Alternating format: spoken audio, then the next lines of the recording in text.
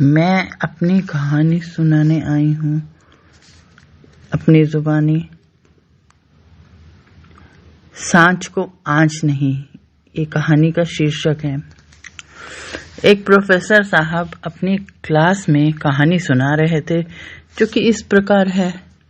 एक बार समुद्र के बीच में एक बड़े जहाज पर बड़ी दुर्घटना हो गई। कप्तान ने शिप खाली करने का आदेश दिया। जहाज पर एक युवा दंपति थे।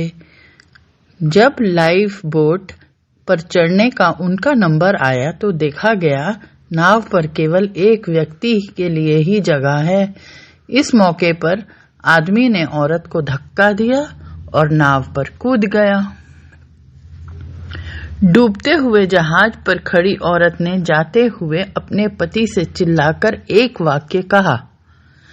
अब प्रोफेसर साहब रुककर स्टूडेंट से पूछते हैं, तुम लोगों को क्या लगता है उस स्त्री ने अपने पति से क्या कहा होगा? ज्यादातर विद्यार्थी फौरन चिल्लाए। स्त्री ने कहा, मैं तुमसे नफरत करती हूँ, आई हेट यू। प्रोफेसर ने देखा एक स्टूडेंट एकदम शांत बैठा हुआ था। प्रोफेसर ने उससे पूछा, तुम बताओ तुम्हें क्या लगता है? वह लड़का बोला, मुझे लगता है औरत ने कहा होगा, हमारे बच्चे का ख्याल रखना। प्रोफेसर को आश्चर्य हुआ। उन्होंने लड़के से पूछा, क्या तुमने यह कहानी पहले सुन रखी थी?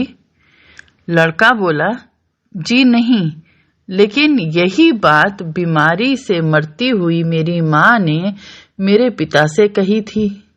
प्रोफेसर ने दुखपूर्वक कहा, तुम्हारा उत्तर सही है।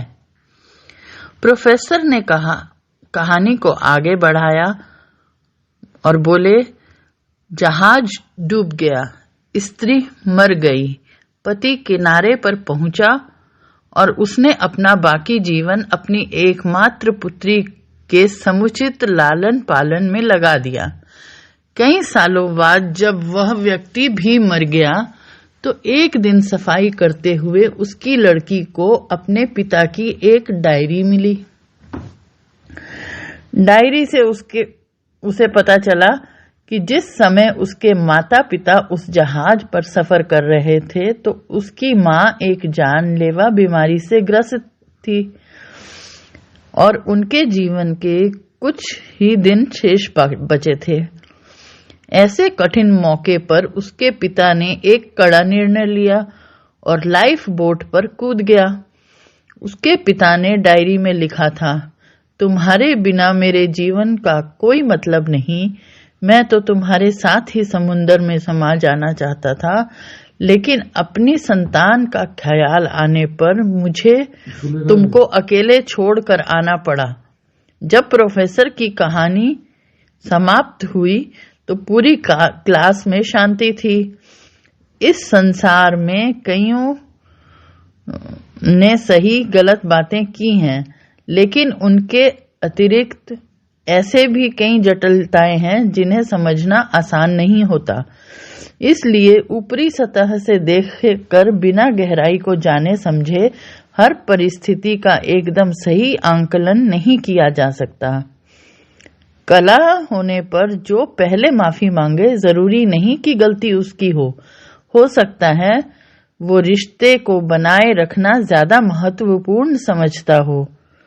दोस्तों के साथ खाते पीते पार्टी करते समय जो दोस्त बिल पे करता है जरूरी नहीं कि उसकी जेब नोटों से भरी हुई हो सकता है उसके लिए दोस्ती के सामने पैसे की अहमियत ही ना हो।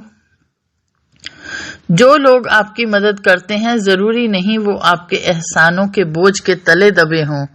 वो आपकी मदद करते हैं क्योंकि उनके दिल में दयालुता और करुणा का निवास है। इसलिए इस कहानी से हमें यह सीख मिलती है कि सच जैसा दिखता है वैसा होता नहीं है और अंततः वह सामने आ ही जाता है। तो मित्रों, इसके साथ ही मैं अपनी कहानी का समापन करती हूँ। आप लोग अपना ख्याल रखें और प्रकृति को बचाने में लगे।